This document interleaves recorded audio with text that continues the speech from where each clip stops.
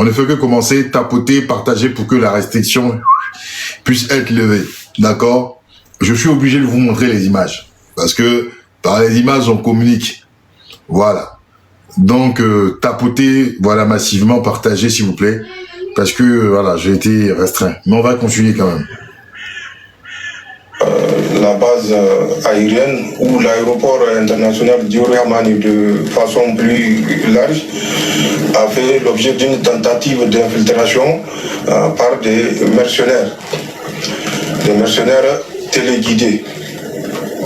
C'est l'occasion pour nous de venir prendre contact avec l'ensemble des forces de défense et de sécurité ainsi que nos partenaires russes pour leur prompte réaction qui a permis dans les 20 minutes qui suivent de mettre l'ennemi totalement en déroute.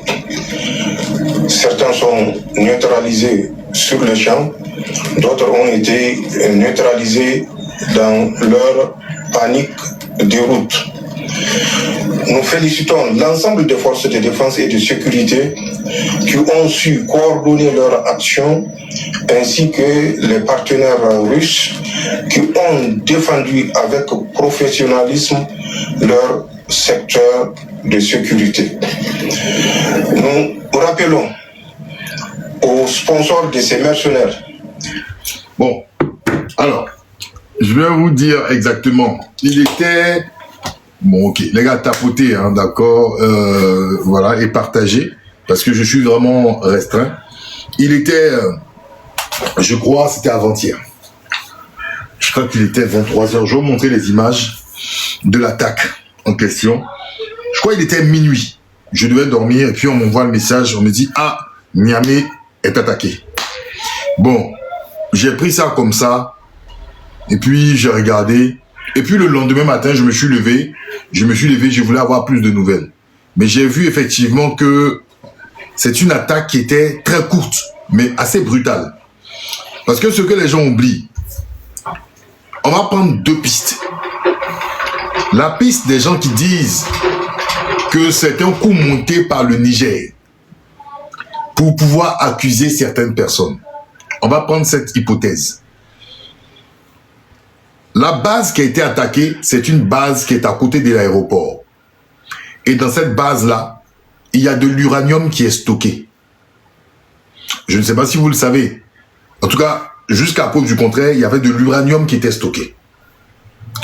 Imaginez-vous que le Niger veuille faire une sorte d'accord de simulation pour accuser certains pays ou certains chefs d'État. Ils ne seront pas quand même idiots de frapper où il y a un stock d'uranium. C'est raser Niamey complètement. On est d'accord? C'est raser Niamey complètement. Mais imaginons, d'accord, un seul instant, que le coup, il est vrai. Quel serait l'intérêt, en fait, d'accord, pour des gens d'attaquer? Est-ce que des gens avaient conscience du prépositionnement, du positionnement, du stockage de l'uranium? Oui ou non? Est-ce qu'il y a un différent sur lui? Oh, les gars, ils veulent sauter mon way. Attendez, ce que je vais faire, je sais ce que je vais faire un instant. Mesdames et messieurs, merci déjà d'avoir tapoté. Vous êtes 220 personnes à tapoter. Nous sommes aujourd'hui le samedi.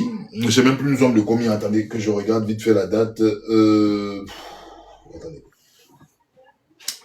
Alors, selon le calendrier grégorien, nous sommes le combien? Le 31 janvier. D'accord, 31 janvier selon le calendrier grégorien.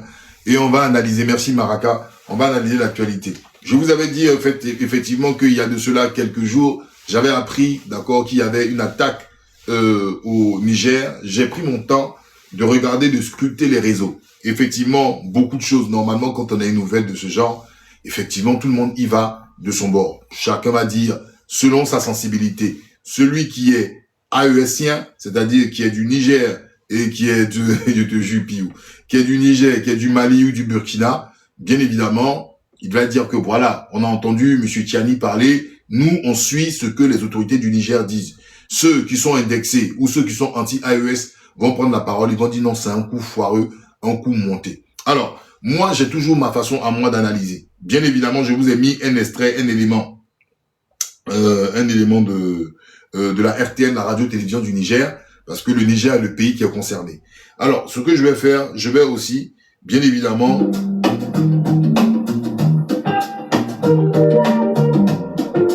Un instant, d'accord.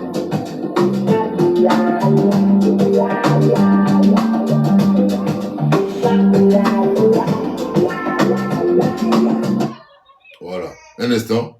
Je vais aussi aller sur mes réseaux.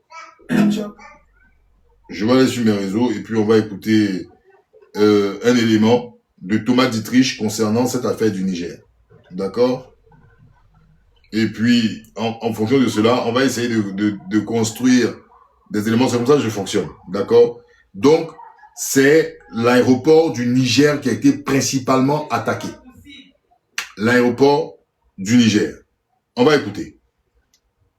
Ont éclaté autour de l'aéroport de Niamey au Niger la nuit dernière. Alors bon, la situation a vite été maîtrisée par les forces armées nigériennes et le calme est vite revenu. On a vu des images aujourd'hui de capture de djihadistes qui laisseraient à penser que ce soit le JNIM, soit plus probablement l'État islamique au Sahel qui est très actif au Niger qui a perpétré l'attaque. D'ailleurs, ça rappelle beaucoup l'attaque qu'il y avait eu sur l'aéroport de Bamako l'année dernière. C'est un peu le même mode opératoire. Alors les médias occidentaux ont rappelé qu'effectivement il y avait des soldats italiens qui étaient présents à l'aéroport de Niamey, qu'il y avait aussi des paramilitaires, des mercenaires russes d'Africa Corps. Mais ce sur quoi notamment les médias français sont passés un peu vite, c'est la présence d'une importante cargaison d'uranium à l'aéroport de Niamey et plus précisément à la base 101 qui était jusqu'au départ de l'armée française occupée par les militaires français. Et cet uranium, le régime nigérien cherche à le vendre, sauf que la multinationale française Orano, qui exploitait précédemment l'uranium au Niger, dit cet uranium est à nous et on va tout faire pour le récupérer, en oubliant de dire que pendant des années, ils ont acheté l'uranium nigérien à des prix défiant toute concurrence, ce que certains pourraient qualifier de pillage. Alors on y... Ok, première information. C'est pour cela que j'ai pas voulu m'emballer. Parce que quand on vient, oh non, il y a ci qui a fait ça, non. Il y a un nœud. C'est-à-dire que la base 101 au Niger, qui était la base où l'armée française y était, elle a été chassée de cette base. Ce n'est pas ça le problème. Dans cette base 101, il y a 1000 tonnes d'uranium stockées. Jusqu'à preuve du contraire, personne ne savait où l'uranium était stocké. On savait qu'il y avait un différend, bien évidemment, entre l'État du Niger et Orano, d'accord, ex-Areva, sur cette affaire d'accord de l'uranium. Donc, le Niger souhaite liquider cet uranium-là. Il y a un conflit. La base 101 jouxte l'aéroport Amani Diori de Niamey. Ok? Cette attaque qui est revendiquée, parce que je pense que 24 heures ou quelques heures, on nous a dit que ce sont les terreaux qui ont revendiqué cette attaque. Mais comment se fait-il? Parce que nous ignorions le positionnement d'accord de l'uranium à l'aéroport. Moi, personnellement, j'ai pas d'information que l'uranium était stocké à l'aéroport. Parce que l'uranium est quand même quelque chose de stratégique. On ne peut pas, en fait, d'accord, nous dire comme ça, même le Niger, je vois pas l'intérêt de l'État du Niger de venir dire que notre uranium est stocké quelque part. Voilà. Parce que c'est une denrée qui est stratégique, c'est pour eux. Mais on n'a pas, d'accord, bien évidemment, que cet uranium-là est stocké à la base 101. C'est pas moi qui le dis. Est-ce que vous comprenez? Ce n'est pas moi qui le dis. Il y a quelque chose encore de très important. C'est que on nous dit qu'il y a des soldats italiens qui sont, bien évidemment, au niveau de cet aéroport, la base 101. Il y a bien évidemment aussi, d'accord, des soldats de l'Africa Corps, qui dépendent du ministère de la Défense russe. Il y a un détachement de l'armée russe qui est là-bas. Est-ce que les terreaux ont ignoré que les soldats russes étaient là-bas? Est-ce que les terreaux ont ignoré qu'il y avait un détachement italien qui était là-bas? Je ne le pense pas. Parce que ce n'est pas une information qui est cachée. Ils avaient conscience. Et c'est d'où je me pose la question. Est-ce que ce n'était pas une attaque de grande envergure qui a été empêchée? D'où la réaction de M. Tiani. Et cette réaction-là, elle est très violente, elle est disproportionnée même par le cadre de l'attaque. Parce qu'on a eu le même cas de l'attaque de Bamako. Nous avons entendu les autorités maliennes s'exprimer. Mais quand vous voyez le ton, la gravité et la dangerosité, d'accord, de l'action et les propos tenus par M. Tiani, il y a beaucoup de questions à se poser. Et ce qui même, en fait, même derrière me pose beaucoup de questions, c'est la réactivité d'un État qui n'a jamais réagi auparavant suite à ce genre de situation. Regardez, 1000 tonnes d'uranium. Des gens font une attaque à base de drones. Il suffit de tirer dans le stock, Niamey peut être rasé à la minute. Pouvait-il le faire ou pas? Avait-il la capacité de récupérer la cargaison d'uranium ou était-il venu juste peut-être encercler l'endroit et créer un peu la chienlit au sein d'accord de la capitale? Ce sont des questions qui sont légitimes qu'on peut se poser. Était-ce véritablement une opération suicide? Sachant ce qu'on appelle les terreaux là. Eux, leur rôle, c'est de faire exploser les choses. Ou bien l'uranium, cet uranium a tellement de valeur, d'accord, qu'on ne veut pas forcément, en fait, le détruire pour le détruire. C'est quand même 1000 tonnes. Hein. C'est des questions légitimes qu'on se pose. C'était quoi le but? Tester la capacité, d'accord, de réaction. Tester la capacité de réaction, d'accord, je pense, du système de défense du Niger. Parce que eux tous sont unanimes sur quelque chose. Ah, on me dit ça ne peut pas exploser. D'accord? Je vais juste voir quelque chose. Parce que je parle avec vous en même temps et on me donne des informations. On me dit, Niamey ne sera pas rasé. Non, mais je n'ai pas dit que Niamey ne sera pas rasé. J'ai dit que Niamey sera rasé. D'accord? C'était de répandre la toxicité, d'accord? C'était de répandre la toxicité de l'uranium. On me dit, on voulait répandre la toxicité de l'uranium. Mais je vais me poser question. Je vais quand même voir quelque chose. Parce que je ne suis pas un expert. Hein. Je ne suis pas tout qu'on appelle, comment dire. Je vais te demander, est-ce que l'uranium peut normalement exploser? D'accord? Est-ce que l'uranium peut exploser? Ou l'uranium est seulement radioactif? Ah, l'uranium ne peut pas exploser. D'accord. J'apprends, hein, parce que j'ai un niveau 3e. D'accord? Alors. Ok. Je vais vous donner les informations. Attendez. L'uranium peut-il exploser? Oui. Mais pas n'importe comment. Et pas tout seul. On distingue deux réalités très différentes. Non, ben, l'uranium n'explose pas comme une bombe classique. Un morceau d'uranium ne peut pas exploser s'il est frappé, brûlé ou chauffé. Il ne détonne pas comme la dynamite ou le TNT. Donc, pas d'explosion chimique spontanée. L'uranium peut provoquer une explosion nucléaire sous des conditions extrêmes. D'accord? Une explosion nucléaire n'est possible que si plusieurs conditions très précises sont réunies. Conditions indispensables, uranium très enrichi, principalement l'uranium 235 inférieur à 90 degrés. Si la masse critique est atteinte, si l'assemblage ultra rapide se fait en millisecondes.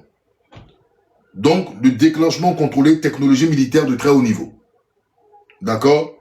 C'est le principe d'une bombe atomique. Alors, donc on n'en est pas là. On est à l'état brut. Donc, on parlera plutôt de toxicité. Et je remercie ceux qui sont venus m'informer. D'accord? C'est très important parce que c'est cela, d'accord, qu'on peut... Donc, en ce qui concerne l'uranium naturel, l'uranium naturel ne peut pas exploser. L'uranium dans une centrale non plus. L'uranium chauffé ou frappé, non. C'est juste l'uranium qui est enrichi avec la technologie militaire qui peut exploser. Donc, on parlerait plutôt de toxicité. D'accord? Et merci, en tout cas, ceux qui sont venus nous corriger. Donc, on parlera plutôt d'un risque, d'accord, de toxicité. Est-ce que les gens sont venus plutôt, en fait, dans ce cas-là, tester la capacité, de réaction du Niger. On est d'accord sur quelque chose. Effectivement, toxicité, risque, danger, mais surtout, les conditions sécuritaires du Niger. On est unanime, hein, c'est-à-dire qu'on soit pour ou contre, la capacité de réaction a été faite de façon prompte. Mais c'est quand même la porte d'entrée et la porte de sortie du Niger. C'est très important. On va, de ce pas, écouter la fin de l'analyse de Thomas Dietrich et on va écouter ensuite M. Tchiani. Si ça a un lien avec l'attaque djihadiste, d'ailleurs, les djihadistes ne semblaient pas très intéressés par l'uranium, même si, d'après Jeune Afrique, la cargaison a été touchée. Mais tout ça pour dire que ça s'inscrit, bien sûr, dans un contexte de présence djihadiste contre lequel les États du Sahel luttent, mais aussi un contexte régional explosif où la France cherche à isoler de plus en plus le Niger en s'appuyant sur ses alliés, le Bénin, mais aussi le Tchad. On sait que Mahamat Idriss Déby a rendu visite aujourd'hui à Emmanuel Macron et peut-être que Emmanuel Macron va demander au Tchad d'isoler davantage le régime nigérien afin de le pousser à la chute. On verra. Je vais vous faire une vidéo sur toutes ces dernières recompositions géopolitiques. En attendant, n'oubliez pas de vous abonner à la chaîne de Chronique de France Afrique et je vous dis à très bientôt. Ok, c'est intéressant. On parle en fait, d'accord, d'une sorte d'isolement, d'accord, du Niger. La stratégie serait de couper le Niger, d'accord, de certains pays, parce que vous savez qu'aux dernières nouvelles d'hier, Idriss Déby, fils Kaka, Mahamat Kaka, était à Paris, d'accord, il n'a pas été accueilli avec tous les honneurs qu'il faut, il était accueilli par l'ambassadeur, je pense, et apparemment Paris serait pas en odeur de sainteté avec le Tchad par rapport aux différents revers essuyés par N'Djamena vis-à-vis de Paris, d'accord, et les Émiratis sont plus ou moins distincts un petit peu du Tchad, donc apparemment Idriss, fils Déby, vient se réconcilier en quelque sorte avec Paris. Bon, jusque-là, rien à tirer véritablement de cette visite. Donc, on parlerait d'isolement. Est-ce que le Niger serait véritablement isolé? C'est la question que je me pose. C'est la question que je me pose véritablement. Est-ce que le Niger serait isolé? On va écouter maintenant la réaction qui, pour ma part, j'ai fait beaucoup attention à cette réaction-là de M. Tchiani, parce qu'il faut faire attention, c'est quelqu'un qui ne parle pas comme cela, mais quand il s'exprime,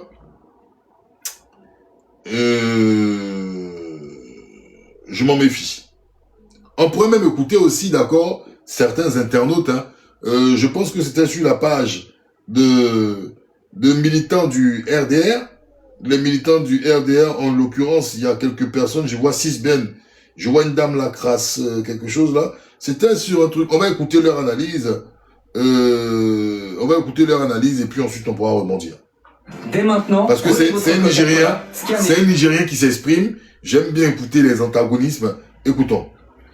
Pas accès à l'eau potable de certaines régions. Donc, le pays était bien. Quand on avait le président Bazoum, dans l'intervalle de 2 ans, quelques mois, le Niger n'a perdu que 43 éléments dans les forces d'ordre et de défense.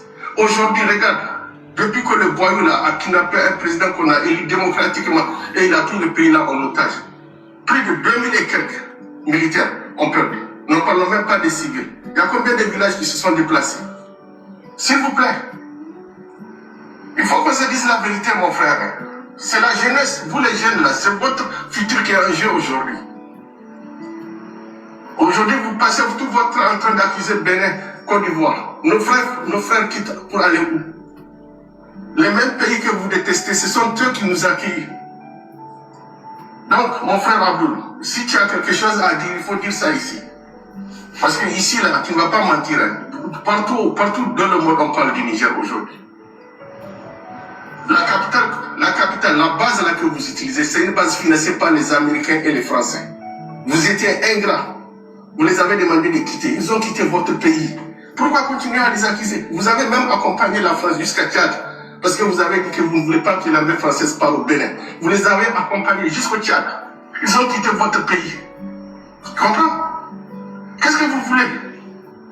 Bénin, Côte d'Ivoire, Nigeria, ils sont libres de choisir leurs partenaires. Pourquoi vous allez vous mêler de la jeunesse de leur pays pour leur dire qu'ils n'ont pas droit à avoir des Français et les Américains?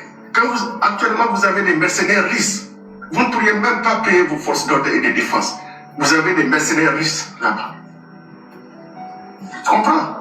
L'aéroport est complètement, une partie de l'aéroport est complètement détruite. Parce que vous avez des bases militaires là-dedans. Des drones militaires. Et vous avez votre opération de AS là que vous dirigez à partir de là-bas. Ce sont des terreurs qui sont venus sur des motos. Des terreurs qui sont venus, qui n'ont même pas avec tapette. Jusqu'à l'aéroport. Faire ce qu'ils vont faire et quitter. Et vous allez sortir à accuser la France, l'Amérique et les autres pays. Les gens là n'ont pas votre temps. Même les terreurs, vous ne pouvez pas vous défendre avec à plus forte raison. Donc cessez les mensonges là, s'il vous plaît.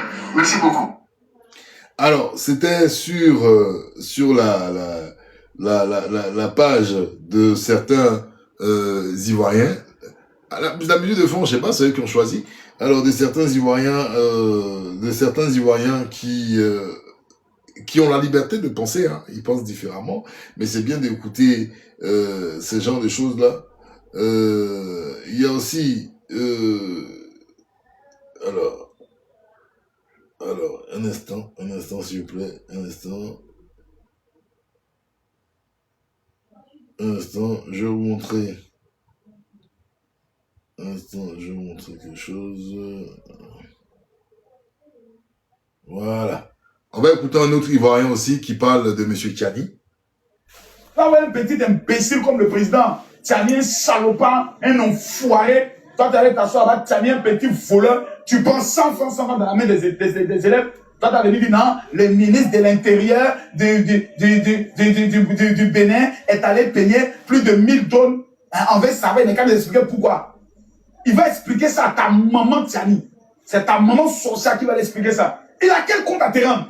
Un État s'organise, un État décide de se mettre en place, et ils vont venir vous rendre des comptes. Là, chez qui? Là, ouais, un petit imbécile comme le président, Tiani, un salopard, un enfoiré. Toi, tu allais t'asseoir là, Tiani, un petit voleur. Tu prends 100 francs dans la main des élèves. Toi, tu avais dit non, le ministre de l'Intérieur du Bénin est allé payer plus de 1000 tonnes envers Savaï. Il n'est qu'à nous expliquer pourquoi.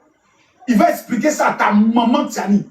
C'est ta maman sorcière qui va l'expliquer ça. Il a quel compte à te rendre? Un État Alors, donc vous avez effectivement, d'accord, vous avez effectivement différents points de vue. On va écouter maintenant les propos de Monsieur Tiani. Mais s'il m'enseigne la politique, c'est pas méchant. Moi, j'ai pas de... Celui qui veut être mon professeur, qu'il soit mon professeur. Est-ce que... Moi, là, je suis qui? Et puis, vous avez pas dit... Allez plutôt parler des chefs d'État. Celui qui veut, qui dit qu'il m'a enseigné, celui qui veut, dit qu'il m'a nourri. Bon, bref. Mais donc, maintenant, on va écouter effectivement... on va écouter même Monsieur Tiani en question. Hein?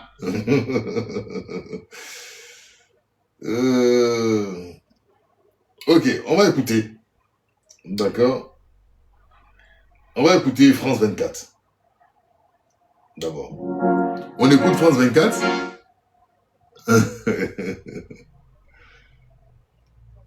De Niamey, les habitants sont encore sous le choc. Ils ont été réveillés dans la nuit de mercredi à jeudi par des tirs et détonations qui ont visé l'aéroport de la capitale. C'est comme si c'était des échanges et après c'était des tirs avec des armes lourdes comme des mortiers et c'est des tirs répétitifs. Ces clichés satellites montrent l'aéroport avant l'attaque, puis après, avec des hangars touchés. La junte au pouvoir est restée silencieuse jusqu'à la diffusion de ce reportage par la télévision d'État. On y voit le chef militaire du Niger sur les lieux de l'attaque. Autour de lui, des morts et des prisonniers présentés comme les assaillants. Immédiatement, Abdourahmane Tiani accuse les présidents français, béninois et ivoiriens. Nous rappelons aux sponsors de ces mercenaires, notamment Emmanuel Macron, Patrice Talon, Alassane Ouattara, nous les avons suffisamment écoutés, aboyés, qu'ils s'apprêtent, eux aussi, à leur tour, à nous écouter rugir. Au contraire, la junte a remercié la Russie pour son aide, partenaire dont elle s'est rapprochée après avoir obtenu le départ des armées françaises et américaines du pays. De leur côté, les spécialistes de la région estiment que cette attaque a été probablement conduite par les djihadistes. Le mode opératoire utilisé. La question qui est intéressante, qui sont les spécialistes? C'est ça, en fait. Hein. Moi, vous savez, Souvent, vous allez sur des plateaux. Je vais vous donner une révélation. Il y a des gars qui disent qu'ils sont experts de la Côte d'Ivoire. Mais vous les écoutez, ils ne connaissent rien de la Côte d'Ivoire. Peut-être ils ont lu 2-3 papiers, d'accord, et ils disent qu'ils sont experts de la Côte d'Ivoire. Vous parlez avec eux de la Côte d'Ivoire, ils ne connaissent rien et rien de la Côte d'Ivoire. Ils sont de nombreux experts. Même chez nous en Côte d'Ivoire, il y a des gens qui disent qu'ils sont politologues. Excusez-moi avec mon niveau 3e, hein, mais il y a des politologues, franchement, voilà quoi, franchement c'est de la merde. Je pouvais dire la vérité. Non, les experts là, arrêtez de nous bourrer. Je sais comment ça se passe sur les rédactions. Maintenant là, je foule, donc je vois. Je sais comment ça se passe. Donc arrêtez avec les experts. Maintenant, en ce qui concerne les revendications, terreau. Vous savez, les revendications terreau là, c'est pas parce que quelqu'un dit que, je sais même pas même où vous avez eu, comment vous avez obtenu leurs revendications. Par qui? Qui est votre intermédiaire? Par quel canal ils revendiquent? Tout le monde peut envoyer un truc aujourd'hui pour dire que tant. Tout le monde peut envoyer pour dire oui, bon, tel a dit tant. Mais à un moment, ce qui est intéressant dans l'analyse, il faut quand même aller en profondeur et décoder quand les gens parlent. Moi, je ne vais pas venir ici avec les émotions de cœur ou de quoi que ce soit. Parce que, je vais vous dire, quand ce truc-là a commencé, et quand il y a eu la déclaration de Tchiani, il y a certains Ivoiriens qui se sont permis de dire: moi, je suis contre le fait qu'on insulte mon président, le fait tant. Moi, je vous dis quelque chose clairement. Hein? On fait ça quand on est véritablement un pays. On fait ça là. Quand on dit on meurt ensemble quand on est ivoirien, on fait ça quand on est un véritable pays. On n'est pas un pays, les amis. On n'est pas un pays. On est dedans, hein, mais on ne partage pas des valeurs. Je m'adresse aux Ivoiriens. Je suis désolé. Ce n'est pas l'équipe de football qui va faire que toi et moi, on se sente patriotes. Parce qu'il y a des choses qui nous séparent. Il y a des choses qui nous divisent. Là, je m'adresse aux Ivoiriens. La constitution qui doit être notre squelette là, ça ne nous lie pas. Donc, à partir de ce moment-là, il y a quelque chose qui, voilà. La Côte d'Ivoire est le seul pays où des étrangers viennent attaquer le pays. Et puis, il y a d'autres Ivoiriens qui sont contents. Et puis, il y a d'autres qui souffrent. Ça existe en Côte d'Ivoire. Je ne parle même pas des élections de 2010. Hein. Je vous parle de 2004. À l'hôtel Ivoire. Quand les Français bombardaient là, il y a des Ivoiriens qui étaient couchés. Il y a certains Ivoiriens qui étaient contents. Donc, on n'est même pas pareil que le Burkina. On n'est pas pareil que le Mali. On n'est pas pareil que le Niger. Moi, je m'adresse à vous sincèrement. On n'est pas pareil. On est le seul cas d'école. Pour de la politique, on est divisé jusqu'à ce que des étrangers viennent nous tuer. Et puis, il y a d'autres qui sont contents. Ils sont chez eux. Non, en fait, je n'aime pas en fait l'hypocrisie. Au Burkina, là, vous n'allez jamais voir au Burkina, quelqu'un va quitter d'ailleurs parce qu'ils sont divisés. Ils vont venir bombarder les Burkinabés et puis les Burkinabés vont les regarder. Bon, en fait, je ne peux pas, il n'y a rien qui nous lie. Les gars, franchement, hein, on a le passeport, on est dans le pays, en nation se regarde. Sinon, il n'y a rien qui nous lie. Donc, je n'ai pas fait l'étude d'hypocrite. Et c'est surtout vous qui êtes à l'étranger, là, les gars de la diaspora, là. Vous pensez que dans votre confort, vous êtes tellement bien, vous êtes arrivés, vous êtes réfléchis. C'est vous qui aimez dire ces genres de choses-là. Il n'y a rien qui nous lie. On peut parler sur les panels et autres, mais il n'y a rien qui nous... Je vous dis, il n'y a rien. Parce que pour voir l'essence, d'accord, l'essence d'un peuple qui est ensemble, c'est quand l'étranger vient vous attaquer, là. Et puis on est ensemble. Or, nous, là, c'est déjà arrivé chez nous. Au moment où des étrangers venaient bombarder d'autres étrangers, à cause de la politique, il y a d'autres qui étaient assis chez eux. Non? Qu'est-ce qui nous lie? Parce que les Burkinabés, là, ils peuvent se taper en eux, hein. Ils sont contre Blaise Compaoré, il y a d'autres qui sont pour Blaise Compaoré, mais personne ne va quitter l'étranger pour venir bombarder les Burkinabés, et puis le Burkinabé va regarder son frère pour rigoler. Jamais. Au Sénégal, même chose. Au Bénin, même chose. Tous les pays, même chose. C'est nous seuls, on est qu'à part. Donc pourquoi il y a d'autres qui vont venir faire semblant pour dire non, la nation avant tout. Je ne peux pas rentrer dans ces gens d'hypocrisie, je suis désolé. Et c'est le manque d'intelligence de nos autorités ivoiriennes qui fait ça. Quand tu manques d'intelligence, de sagesse. Parce que si vous mettez en fait les hommes, quelles que soient les erreurs politiques qui ont été passées, au même pied d'égalité, je pense que la fissure se serait soignée. Mais au contraire, vous avez gratté dans la plaie. Gratter dans la plaie, gratter dans la plaie et gratter dans la plaie. Donc, on n'est plus que divisé. Hier, je disais aux jeunes frères, Il y a combien de victimes qu'on célèbre en Côte d'Ivoire? Si ce n'est que les 8 femmes d'Abobo. Vous êtes sûr qu'il y a 8 femmes à Bobo seulement qui sont mortes en Côte d'Ivoire? Vous voulez qu'on énumère le nombre de morts qu'il y a eu en Côte d'Ivoire? Hein? Est-ce que vous comprenez? Mais quand vous venez au pouvoir, là, diriger là, c'est l'intelligence. Il y a des gens qui sont frustrés, non? Vous-même là, à un moment là, vous étiez frustrés, non? Donc là, quand les autres font des erreurs, vous venez et puis vous asseyez et puis vous mettez tout le monde ensemble. Il y a des choses qui se sont passées pour le pays, mais à un moment là, on va essayer de doser. On va essayer de calmer. Une victime de l'Ouest est une victime. Une victime du Nord est une victime. Une victime que l'armée française attend est une victime. Quand c'est comme ça là, tout le monde va mettre de l'eau sur son cœur pour dire « Souhait ». C'est quand il y a danger là. Vous venez, non, la nation avant tout. Quelle nation avant tout? De quelle nation vous parlez? De quelle nation même vous parlez? Mais nation avant tout. Si vous voulez rentrer dans votre nation. En tout cas, moi, je ne suis pas, j'ai pas créé problème au Niger ni au Burkina. Donc je suis ni de loin ni de près mêlé à ça. Si le Niger parle de la Côte d'Ivoire, les Burkinabés parlent de la Côte d'Ivoire, ça c'est entre vous là-bas. Moi, je ne suis pas dedans. Afin des nations. Je suis dans mon coin tranquille. Moi, mais il y a déjà mes problèmes. Est-ce que vous comprenez? Déjà même le fait, même en Côte d'Ivoire, là, le fait de dire la vérité là, aujourd'hui c'est comme si tu as une épée sur ta tête. Donc moi, mais il me gère dans mon coin. Il n'y a pas de soulever le problème de la sous-région. Gérez votre truc, elle est Niger. Gérez votre truc, elle est le Burkina. Afin de la nation là, je ne suis pas dedans. Je ne suis ni de loin ni de près dedans. Voilà. Moi, ça c'est à titre personnel, je m'exprime. Je ne suis pas dedans. Moi, je suis déjà contre le 4e mandat. Il y a l'effet quoi à faire de quoi des nations? Il n'y a pas des problèmes comme ça? Hein? Ça devrait dire à mon frère Burkinabé, il dit, hey, mon frère, tu veux nous attaquer? Il dit, ah, votre pays là, vous nous faites chier. Il dit, hey, pardon, mon frère, pardon. Faut sciencer. Mon frère, faut sciencer. Il est là, il allait vous dire même, il allait vous dire, ah, mais il m'a dit, il faut bombarder. J'ai dit, non, c'est mon pays quand même. Il dit, il faut sciencer, pardonnez aux sciencer.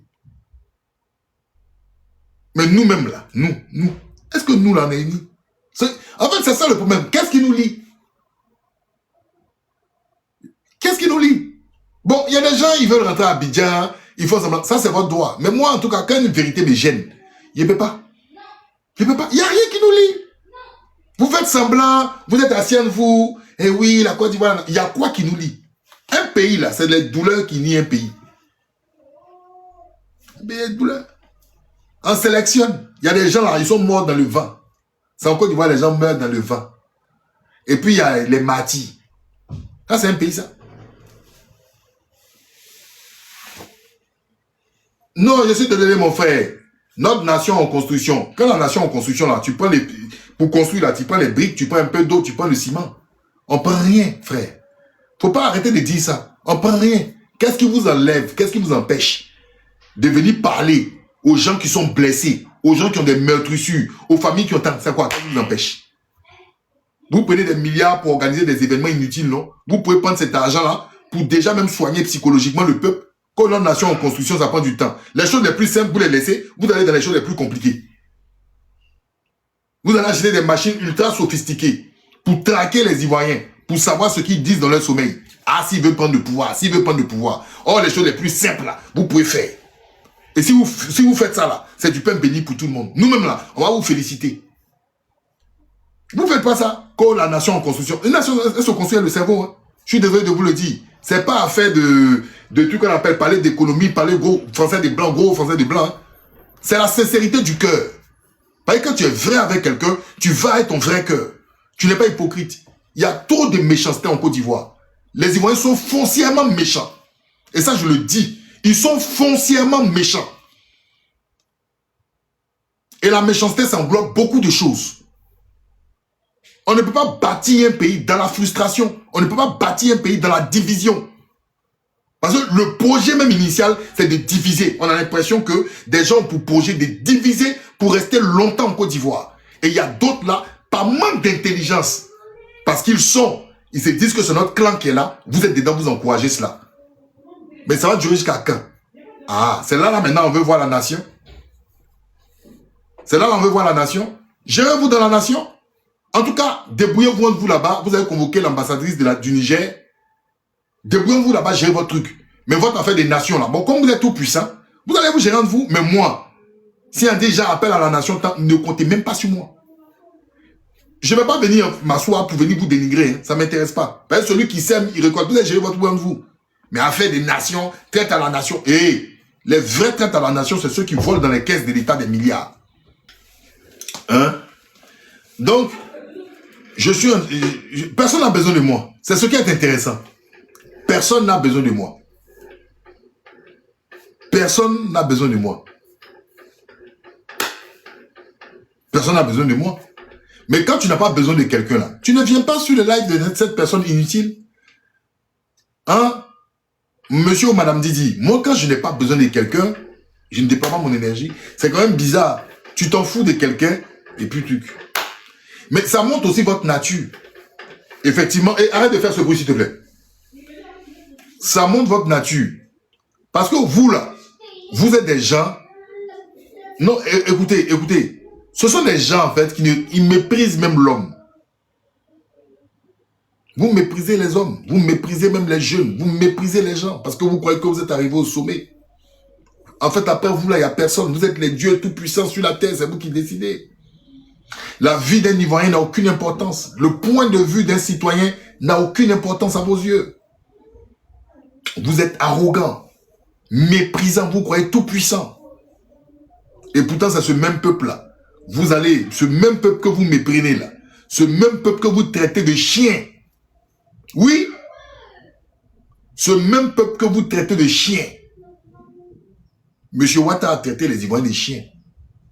Oui. Il a traité les Ivoiriens des chiens. Il n'a pas dit que la caravane, les chiens aboient la caravane. C'est pas ce qu'il a dit. Il dit surveillez vos quartiers, ils vont rôder. Ils vont rôder, les chiens là vont rôder. C'est des Ivoiriens. C'est des Ivoiriens. On n'animalise pas son peuple. Moi, j'ai vu M. Bakongo dire, oui, on est fiers d'être des moutons. Mais je n'ai jamais appelé un militant de M. Ouattara mouton. Jamais. Parce que je n'animalise pas un homme. Mais quand quelqu'un est au sommet de l'État et vous animalise, posez-vous des questions profondes sur la nature de l'individu. Quelqu'un qui est au sommet de l'État et puis il animalise des gens qui ne sont pas ses militants, posez-vous des questions profondes sur l'état d'esprit de la personne. Mais comme chez nous, malheureusement, on n'aime pas souvent creuser et réfléchir, on est assis dedans. On va écouter M. Tchani.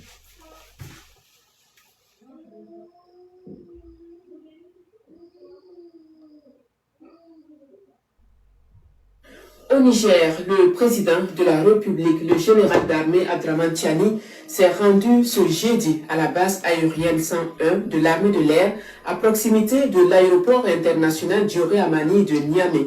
Une visite qui fait suite à des détonations et des échanges de tirs dans la nuit du 28 au 29 janvier dans la zone. On regarde. Les images parlent d'elles-mêmes. Au sol, les cols jonchés des assaillants neutralisés, dont un Français.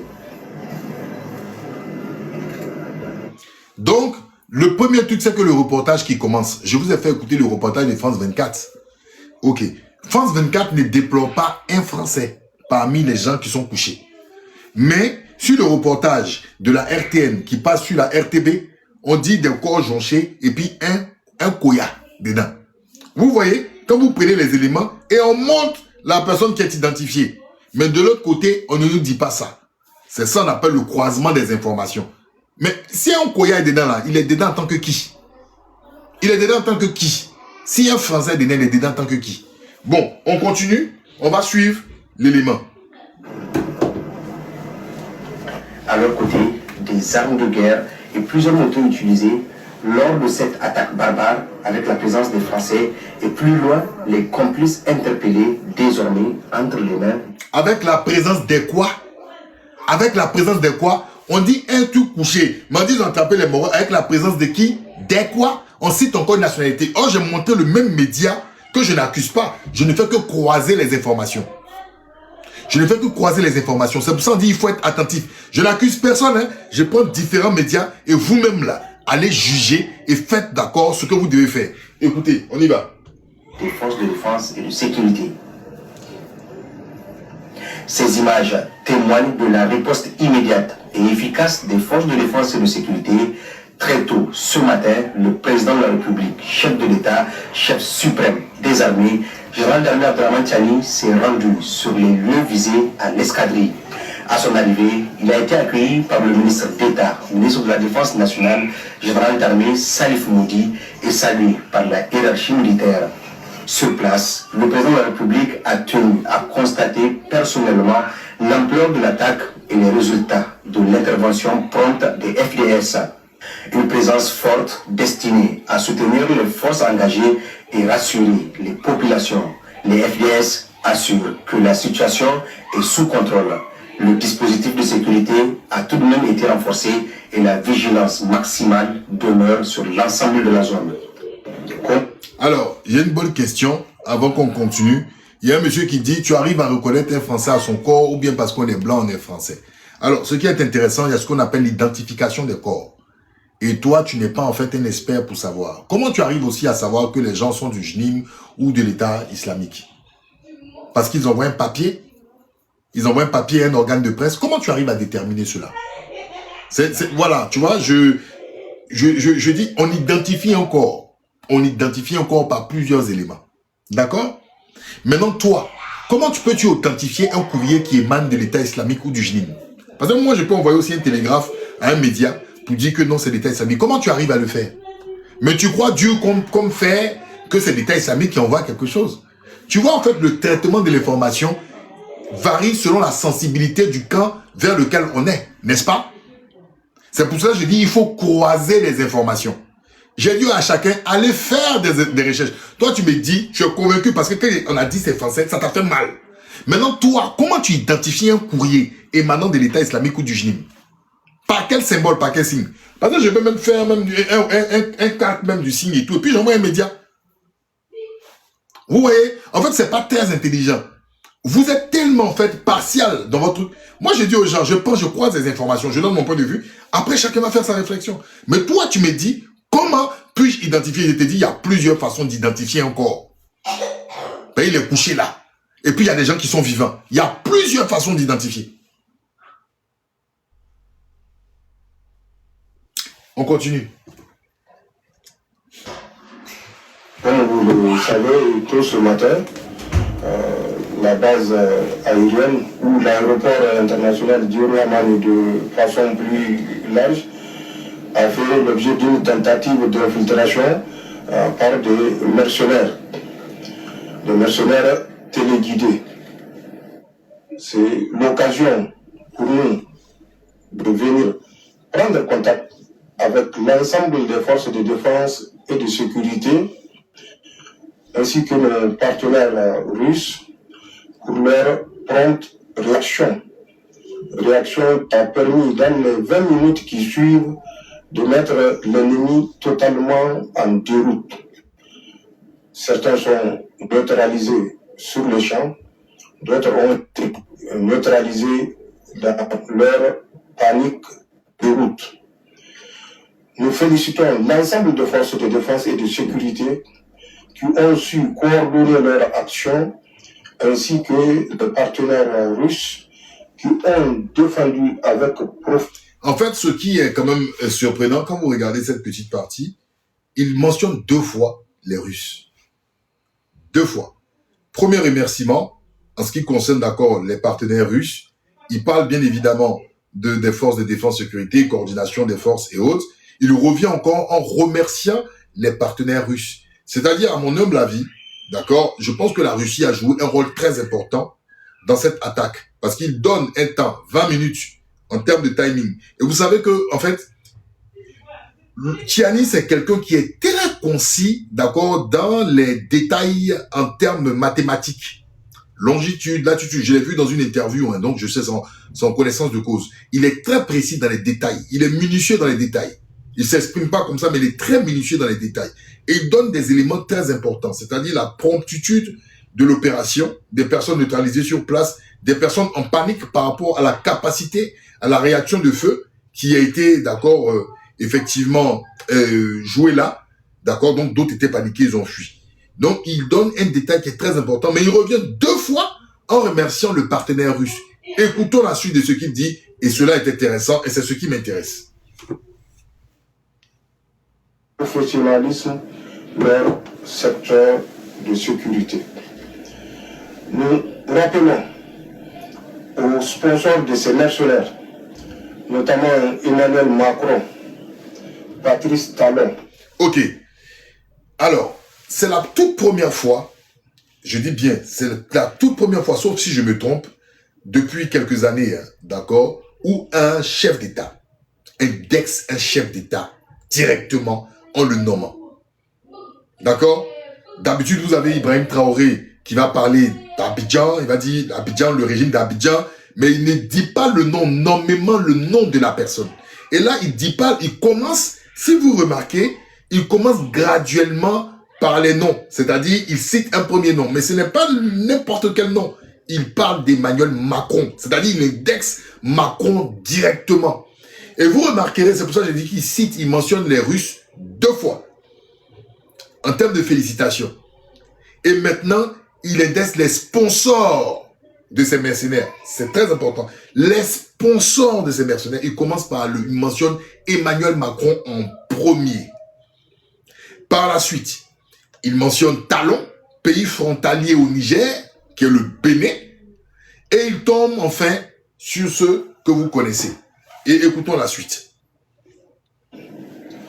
Alassane Ouattara, nous les avons suffisamment écoutés à aboyer qu'ils s'apprêtent eux aussi à leur tour à nous écouter rugir. Ces images. Bon, la mention, on est dans une figure de style qui est purement animale, d'accord? Purement animale, mais cette déclaration se termine par une menace ouverte et claire. Est-ce que la pomme de discorde a été consommée véritablement entre les pays de l'AES et certains pays, ceux qui ont été mentionnés? Moi, à mon humble avis, quand j'ai entendu cela, je me suis dit à quoi allons-nous nous attendre? D'accord? À quoi? Qu'est-ce qui nous sera servi? Est-ce que ce n'était pas les signes annonciateurs dont beaucoup de personnes rigolaient depuis fort longtemps? Est-ce que ce n'est pas, d'accord, véritablement une externalisation, pardon, d'accord, de ce que l'on voit actuellement dans le monde? Est-ce que les choses ne sont pas en train de se passer? Quel est l'intérêt véritablement, en tout cas pour la Côte d'Ivoire, de vouloir jouer dans ce truc-là? D'accord? Qu'est-ce que la Côte d'Ivoire gagne? Qu'est-ce que la Côte d'Ivoire perd? Qu'est-ce que M. Talon gagne? Qu'est-ce qu'il perd? Est-ce que la France peut mener une guerre, c'est-à-dire continuelle, avec les pays de l'AES? Il y a beaucoup d'interrogations. Est-ce que la France sur le terrain va-t-elle véritablement intervenir? Je ne le pense pas. Mais on risque d'assister à quelque chose de assez étrange. Assez étrange. Mais quand on parle de rugir, est-ce que c'est du bluff? C'est ça la question. Et j'ai été quand même surpris parce que je vais vous montrer quelque chose. D'accord? Je vais vous montrer l'infodrome. Voilà.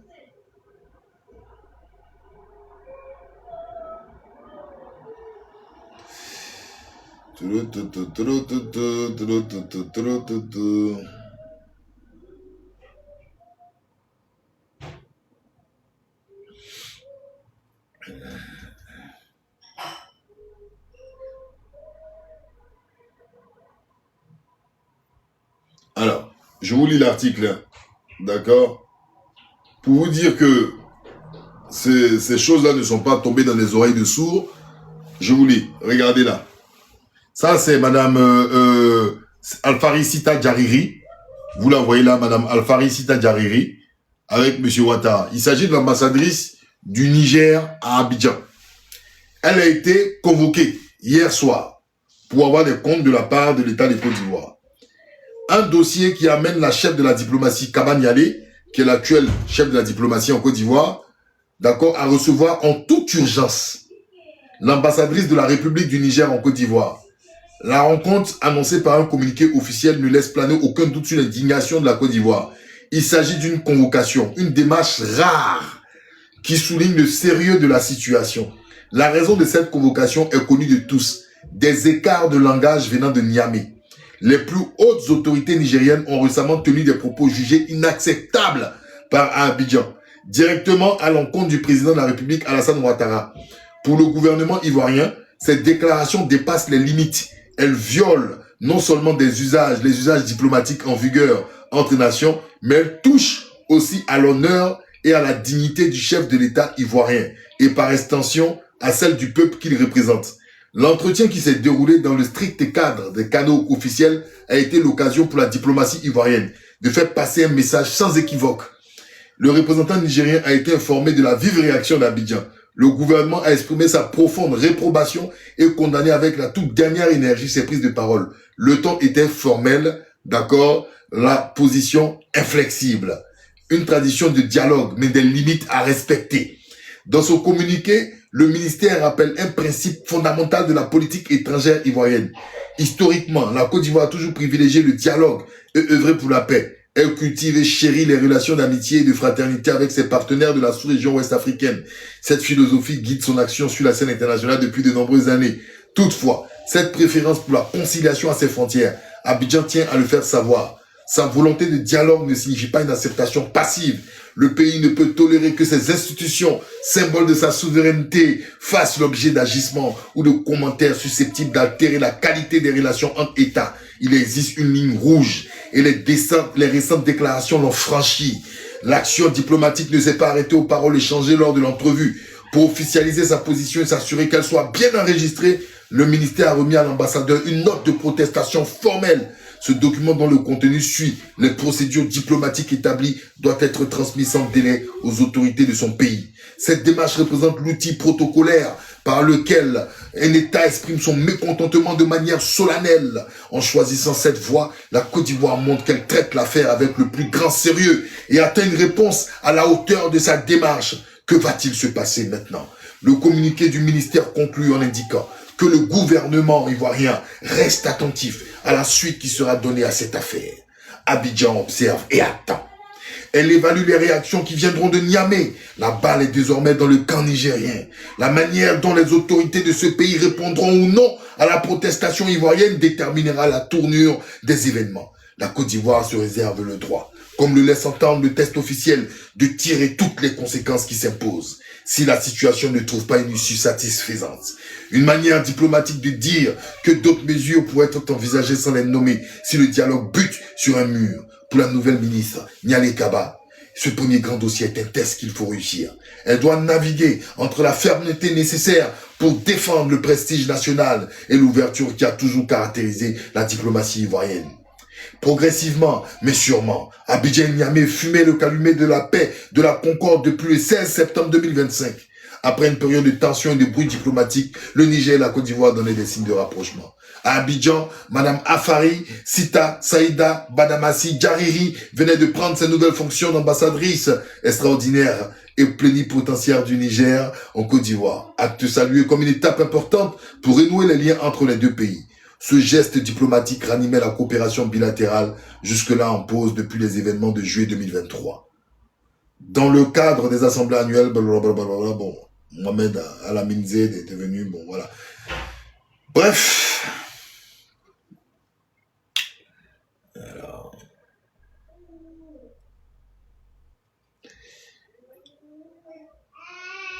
Moi, qu'est-ce que vous voulez que je dise?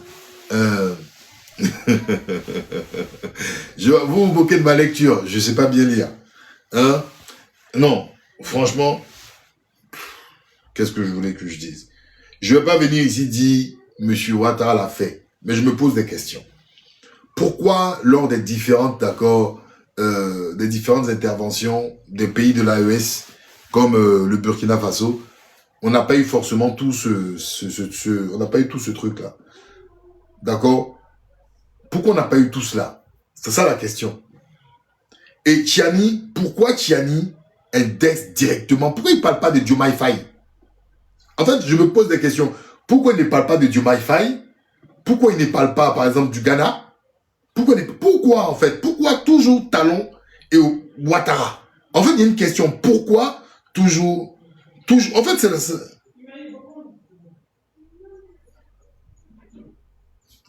pourquoi toujours? En fait, j'ai pas envie. Pourquoi toujours on cite... Pourquoi c'est Talon et pourquoi Ouattara? En fait, c'est la question que je tenais à vous poser et je veux vous entendre répondre dessus. À vous la parole. Je vais m'arrêter là. Je vais pas donner mon point de vue pour dire quelque chose. Pourquoi Talon? Pourquoi Ouattara? C'est la question. Pourquoi Talon? Pourquoi Ouattara? Pourquoi toujours c'est Alassane Ouattara? Pourquoi toujours c'est Talon? Je veux savoir. Répondez-moi en toute sincérité. Aujourd'hui, je n'ai marre de parler. Namasa, Namasa, Namasa. Bon, allez, à toi la parole. Comment va frère ensemble? Mais je t'entends pas, Namasa. Tu m'entends pas là? Tu m'entends pas? Là, c'est mieux, là. Ah, d'accord. Ah, comment tu vas? Ça va, frère? Ça va très bien. Pourquoi toujours Talon et Ouattara? Quel est cet acharnement que vous avez contre ces messieurs? Vous savez, bonjour tout le monde, bonjour le panel, bonjour tous ceux qui sont là. D'abord, tapoter, prenez le cœur du jour parce que le live, il est très très important. Il faut que, comme tu le dis, il faut qu'on se dise les 4 vérités. Ceux qui ne veulent pas l'entendre, ils vont l'entendre. Pourquoi toujours ces deux, je ne sais même pas comment les qualifier, ils font toujours ça? Est-ce que c'est la première fois ça? Parce que le peuple de l'AES, c'est un peuple qui est calme. C'est un peuple qui réfléchit. Et les 3 présidents ont toujours joué la balle à terre. Parce qu'ils se sont dit, c'est toujours les frères, il ne faut pas aller loin. Mais on sent, reviens en arrière. Si tu veux connaître effectivement pour qu'on prononce leur nom, il faut revenir en arrière. Tu te rappelles des 49 mercenaires là qui sont venus au Mali? C'est un. Ce sont nos soldats, ce sont nos soldats. Non, c'est pas soldats là. C'était même pas, il y avait même pas beaucoup d'Ivoiriens dedans. Ils sont allés prendre les machins et pour qu'ils ont fait l'avion au Togo, ils ont déposé les gars et puis ils ont allé regrouper quelques Ivoiriens pour dire, on connaît ça, laisse ça tomber. Je te donne les exemples seulement. Tu vois les 49 problèmes, il a commencé avec le Mali. Ado Pizza a commencé avec le Mali. Deuxièmement, il est venu au Burkina. IB est sorti dire, il y a combien de soldats qui ont été arrêtés au Burkina? Intrusion, même jusqu'à présent, il y en a d'autres qui sont là. Et la 3e fois, encore le Niger, le va en guerre. Hein? Le bataillon, là, on attend toujours son bataillon. Hein? Oui ou non? Il faut voir les choses. Hein? Mais est-ce que les gars de l'AES ont parlé? Toujours, on a dit, c'est la fraternité. Bon, écoute, balle à terre, on le laisse. Mais, tu sais, quand tu es petit, là, il y a quelqu'un qui t'emmerde à l'école tout le temps, mais c'est pas que tu grandis. Mais le jour où tu vas te lever devant lui, là, il faut lui prouver que tu es un homme maintenant. Et il va te foutre la paix. C'est le cas qui est arrivé aujourd'hui. Si leur nom est prononcé tout le temps, là, c'est les valets locaux de la France. Eux, là, ils gagnent leur pouvoir à cause de la France parce qu'ils négocient des trucs avec la France pour pouvoir se maintenir au pouvoir. Et ces gens-là, on n'en a pas besoin. Sinon, tout ce qui se passe en Côte d'Ivoire actuellement, là, quelqu'un ne peut pas parler. Il n'y a pas pire dictature en Côte d'Ivoire aujourd'hui que dans n'importe quelle sous-région de machin. Au Bénin, c'est pareil. Ces gens, ils ont vendu leur âme au diable pour maintenir la pression sur leur peuple. Et ils le font exactement, vouloir le faire exactement pour aller vers les pays de l'AES. Et nous, on a dit non. Et aujourd'hui, on sent trop, c'est trop. Si tu vois Tchani sortir donner leur nom, et comment ça se fait, on sent? Toi, tu es chez toi là. Voilà, tu as tes enfants qui sont assis. Le voisin, tout le temps, il envoie des cailloux chez toi. Voilà, tes enfants sont blessés à la tête. Tu dis, ah, voisin, vraiment, tes enfants, les lapident dans ma cour là avec des cailloux. Fais attention, parle à tes enfants. Mais maintenant, toi, tu te lèves maintenant que tu vas balancer chez ton voisin des cailloux. Ton voisin dit, non, moi, j'ai des enfants, il ne faut pas faire ça. C'est l'exemple type qu'on est là. Parce qu'on est venu à une situation donnée aujourd'hui là. Affaire de fraternité, affaire de frères sang, il n'y a plus ça, c'est fini. Parce qu'aujourd'hui là, ceux qu'ils ont enclenché au Niger là, ils se sont pas rendus compte. Ils se sont pas rendus compte que c'était un danger, pas pour le Niger, par tous les voisins, que ce soit Ghanéens ou Ivoiriens ou Béninois. Mais ils ont fait ça parce que tu vois que c'est des chefs d'État qui ne réfléchissent pas au fait. L'Européen reste chez lui. Il te dirige, toi, va attaquer l'uranium de ton voisin pour son intérêt. Toi, tu vas faire ça, tu ne penses même pas que les déchets toxiques qui vont émaner de ça, dans toute la sous-région, tu vas anéantir ton peuple noir. Est-ce que tu comprends ce que je vais dire dans ça? C'est-à-dire qu'ils envoient ces valets locaux-là pour attaquer l'uranium, dégager ça, mais les radioactifs qui vont émaner de ça là, ça va aller où? La poussière là, on a vu Tchernobyl, la poussière là, quand ça va se lever là, mais même Bénin au Niger au, comment on appelle ça, Côte d'Ivoire au, ils vont tous prendre. La population va devenir quoi? C'est pour empoisonner notre population noire. Ils n'ont même pas réfléchi à ça. Si leurs noms sortent là, c'est les premiers parce que eux, ils ont l'école du mensonge dans leur pays. J'ai jamais vu dans ma vie des présidents aussi menteurs, aussi vendus comme ces gens-là. On va essayer quelque chose parce que trop c'est trop. Et si Tchani sort pour donner leur nom, Tchani ne parle pas au hasard. Tchani, il a les preuves. Et les preuves, voilà. On a vu les mercenaires qui sont couchés là-bas. Hein. On les a vus. Hein. Toujours c'est vous, votre nom qui sort là-bas. Toujours c'est vous, vos deux noms qui sortent. Dans n'importe quelle merde, c'est vous, votre nom. Quand on parle, on dit preuve. Il y a preuve plus que ça? Est-ce qu'il y a la preuve plus que ça? En quelques instants, vous êtes là, c'est vous qui faisiez la marmaille dans la sous-région. Mais c'est grave. C'est très très grave. Parce qu'on est arrivé à un moment donné là. La réciprocité là, on va le faire. Vous m'excusez, hein? À un certain moment là, trop c'est trop. On va le viser lui aussi avec son palais. On va voir comment ils vont courir. S'ils peuvent intercepter ce que nous on va faire aussi, on va voir. Parce qu'il faut que maintenant qu'on réagisse. Il faut que maintenant on fasse quelque chose. Voilà l'affaire de Damiba qui est sortie. Son nom est sorti encore. Tout le temps c'est en Côte d'Ivoire. Quand on veut parler, c'est ça, c'est ça. On a des preuves. Et tu vas voir tous les clébés et les moutons de Ado Pizza là. Ils vont venir encore pour demain. Parce qu'il a fait une école de mensonges dans la Côte d'Ivoire. Que la Côte d'Ivoire, je ne sais pas. J'étais toujours dit ça ensemble. Ton pays là, je ne sais même pas comment vous allez vous en sortir. Parce qu'il y a une école de mensonges. L'autre là, Michelin là, il va venir ici là, pour parole, à dire que non, que ça là. Il va venir là. C'est des mensonges. Quand la vérité est là, il tourne la vérité pour le remettre.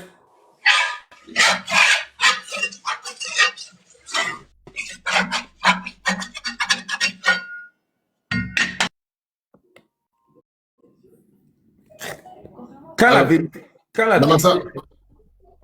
Ouais. J'ai une information pour toi, avant que tu ne... Très important. Depuis qu'il est arrivé au pouvoir... C'est la télévision ivoirienne, elle m'a envoyé cet élément-là concernant Tchani. Écoute, et tu me dis ce que tu en penses. Tchani, il y a des gens de Tila. Ceux qui viennent attaquer, on sait tous, quand vous regardez la carte, la zone la plus touchée au Niger, c'est la région de Tillabéri, avec 1200 morts depuis son arrivée au pouvoir. Et autre chiffre très important, depuis qu'il est arrivé au pouvoir, lui, le général Tchani, il y a 1700 victimes d'attaques djihadistes au Niger, civils et militaires. Les zones les plus touchées, je l'ai dit, c'est Tillabéri. Tillabéri, c'est pas la frontière du Bénin, c'est pas la frontière du Nigeria, c'est à la zone des trois frontières, entre le Mali, le Niger et le Burkina Faso. C'est là que se trouve Tillabéri. Donc, si des frontières sont poreuses, c'est celle-là. Pourquoi ils n'accusent pas le Mali? Pourquoi ils n'accusent pas le Burkina Faso? C'est la Côte d'Ivoire qui est un pays à près de 3000 km de lui qui l'accuse. Le Bénin, la frontière est fermée. Donc, si des gens traversent la frontière, c'est que côté nigérien, on avait preuve de flexibilité. Ou bien ils ont acheté les militaires qui sont à la frontière. C'est une question de raisonnement, en fait. Et autre chose, comme je l'ai dit, la zone des trois frontières, la base aérienne qui a été attaquée, la base 101, elle abritait un détachement des troupes coalisées de l'AES. Le général Tchani a dit quelque chose de très important. Il a remercié la Russie.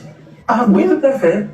Ah bon? Donc aujourd'hui, on remercie les troupes étrangères qui viennent en renfort. Je pense que quand la France est intervenue au Bénin à la demande du président Talon, qui est chef d'État du Bénin élu. Son régime a été attaqué. De son droit, il a demandé à la France et à la CEDEAO d'intervenir. Ça criait au loup. Non, la France, la souveraineté, violation de la souveraineté. Donc, des soldats russes peuvent intervenir au Niger, ça ne pose pas de problème à quelqu'un. Ça ne pose pas de problème de souveraineté, ça va. Tant que c'est la Russie, tant que c'est la Chine, tant que c'est la Turquie, ça va. Le loup, c'est la France. C'est ce narratif qu'on a servi, excusez-moi, aux rues. Je dis bien aux rues.